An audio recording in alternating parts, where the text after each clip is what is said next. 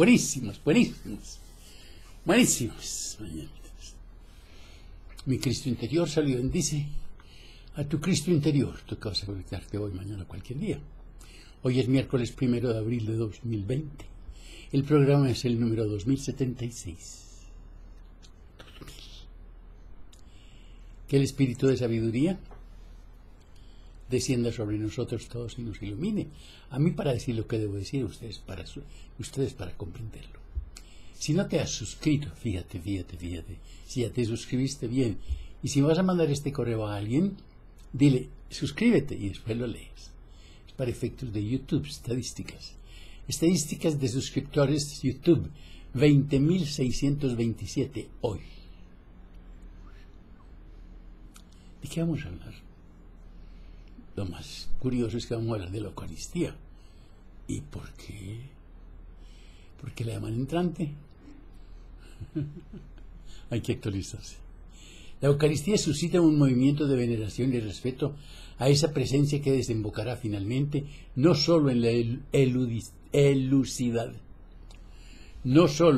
elucidación de la doctrina, sino en las prácticas católicas de rezar delante del sagrario, de la lámpara encendida permanentemente frente a él, de la exposición y bendición con el Santísimo, de las procesiones con el ostensorio o custodia y de esta solemnidad del Corpus Christi que hoy celebra la Iglesia, instituida por Urbano IV en 1264, es decir, 1264 años después del motivo de la fiesta, y extendida a toda la Iglesia por Clemente V en 1311.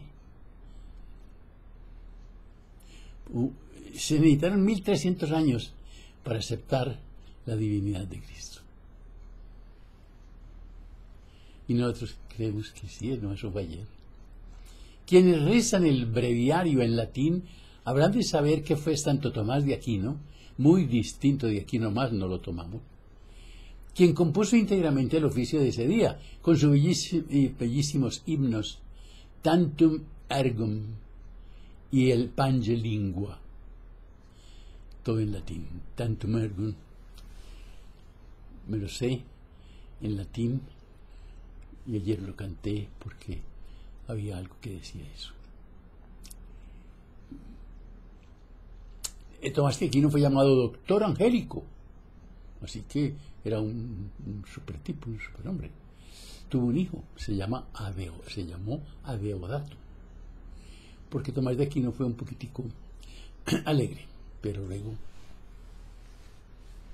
se fue para el África con su madre y se volvió muy bueno. Angélica, no. Bueno, en fin.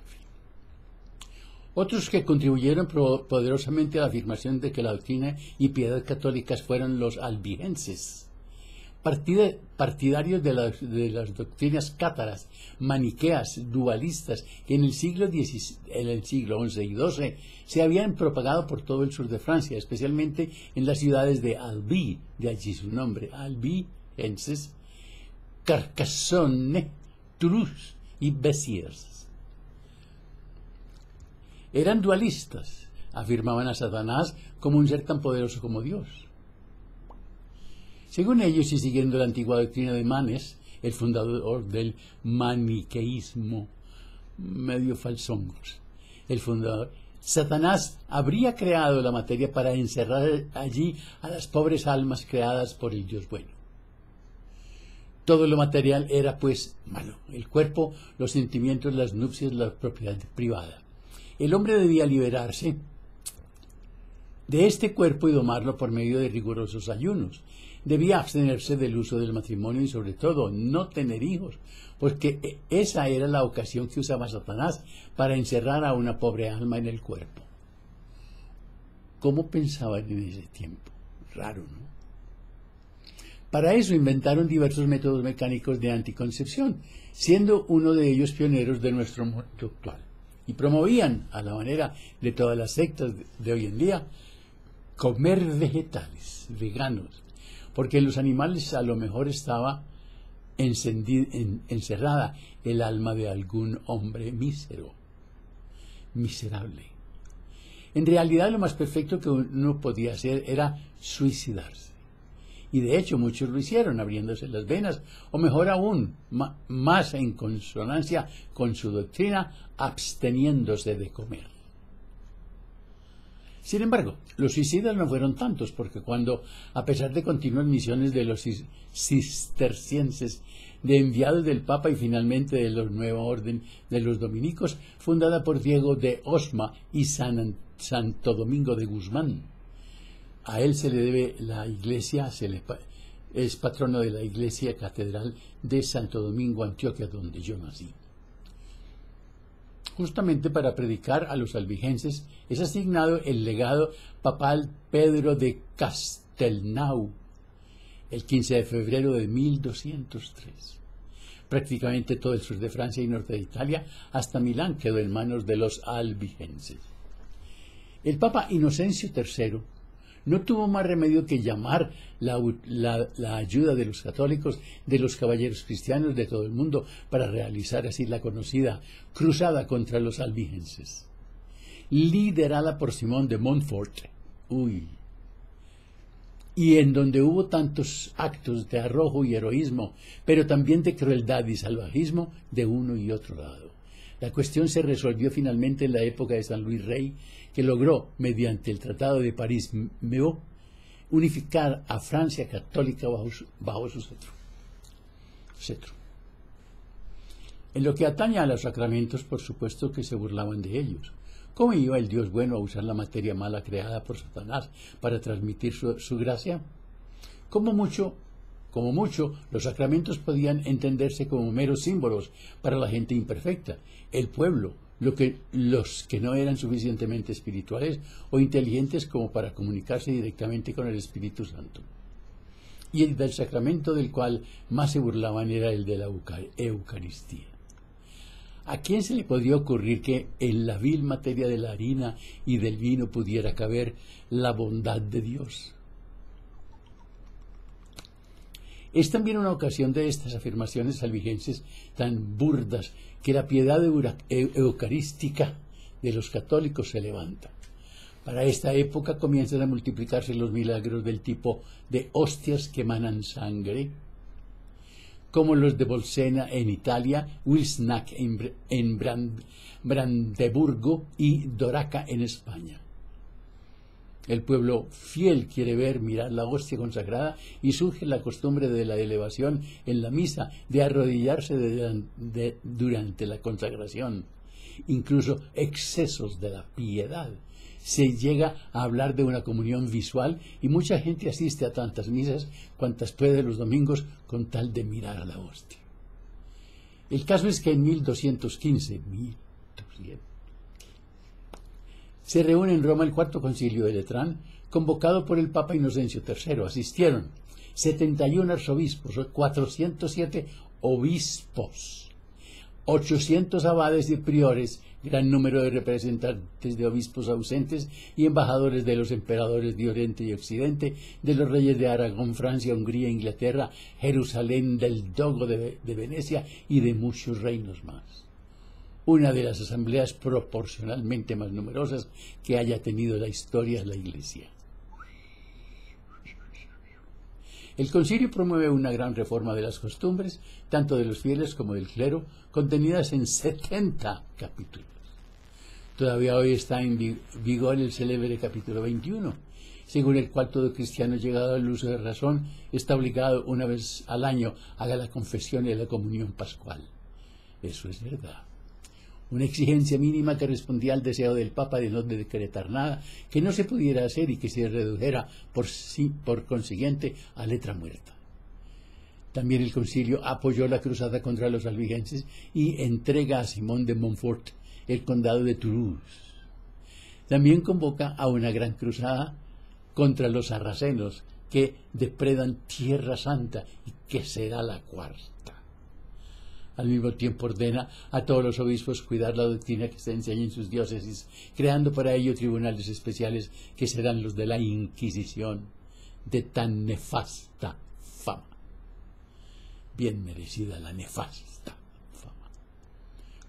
Pero a lo que nosotros interesa hoy es que la cabeza de los 70 capítulos va a una profesión de fe, un credo llamado Firmiter, porque así comienza: Firmiter credimus, firmemente creemos, en que además de afirmar la existencia de un solo Dios y la bondad de la creación y de la materia contra los dualistas, toca también especialmente contra la doctrina de Berengario y de los albigenses, el asunto de la presencia de Cristo en la Eucaristía. En esa parte dice así: y creemos también que una sola es la Iglesia universal de los fieles, fuera de la cual nadie, absolutamente nadie, se salva, y en ella el mismo sacerdote de sacrificio, Jesucristo, cuyo cuerpo y sangre se contiene verdaderamente en el sacramento del altar, bajo las especies de pan y vino. Después de transustanciados por virtud divina, el pan en el cuerpo y el vino en la sangre, a fin de que para acabar el misterio de la unidad recibamos nosotros de lo suyo lo que Él recibió de lo nuestro. Como frase, como párrafo. Por primera vez aparece aquí en el magisterio de la Iglesia el término transubstancial, que viene del sustantivo transubstanciación, que luego empleará también solemnemente el Concilio de Trento contra Lutero en su 13ª sesión de 1551.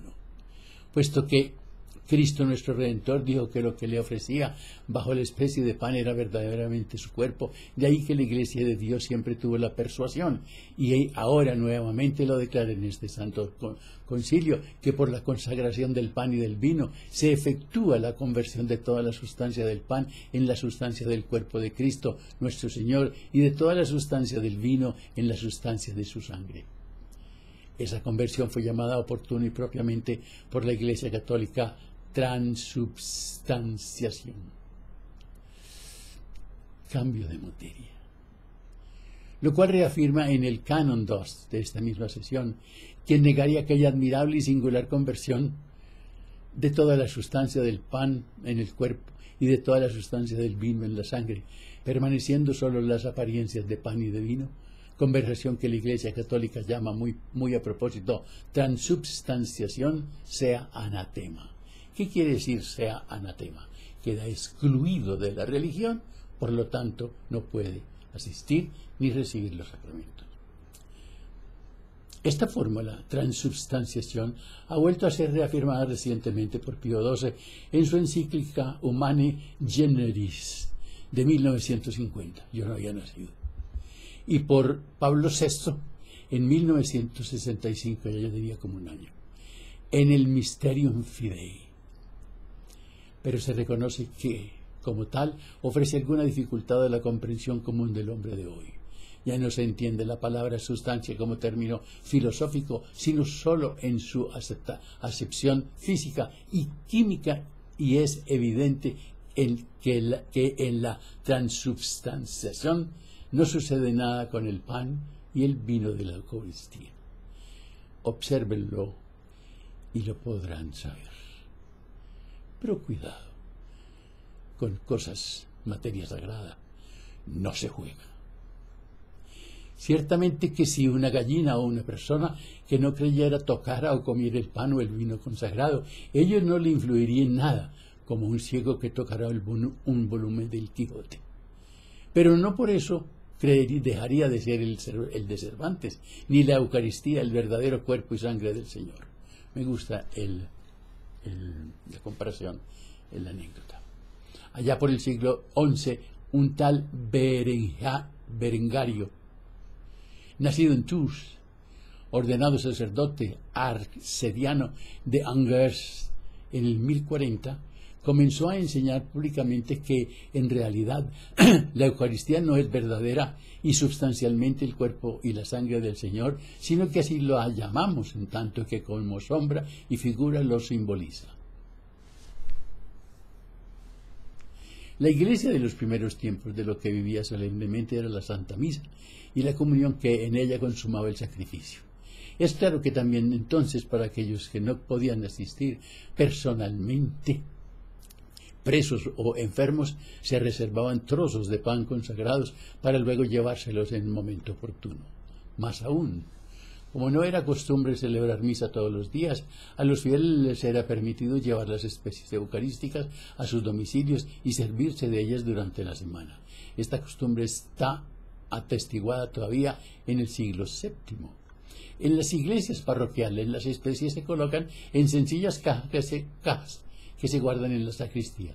No parece que hasta el siglo X comenzara a extenderse la costumbre de guardarlas en el interior del mismo templo, a veces en cajas de forma de paloma colgadas del techo y que se pueden ver aún en uno que otro museo de Europa.